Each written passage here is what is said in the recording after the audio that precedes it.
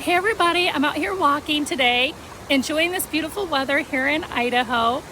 And this week also is the first week of the Keep It Moving Challenge for the summer. So we did a Keep It Moving Challenge earlier this year in the winter time, and now we're gonna do another one in the summer. And I just want to remind you that in the Keep It Moving Challenge, you can do anything to get your steps in.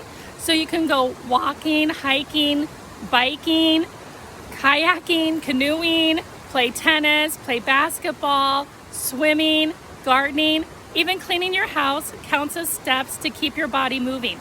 And if you can't do all of your steps all at once during the day, it's okay if you split it up during the day. So let's say you should be doing 30 minutes a day, 5 days a week. You could do 10 minutes in the morning, 10 minutes at lunch, and 10 minutes in the evening. So maybe you walk on your morning break at work, you walk on your lunch break, and you walk on your afternoon break, or before work, during lunch, or after work, or whatever it is you do. So make sure you get out and get your body moving and stay safe and stay healthy. Take care. Bye-bye.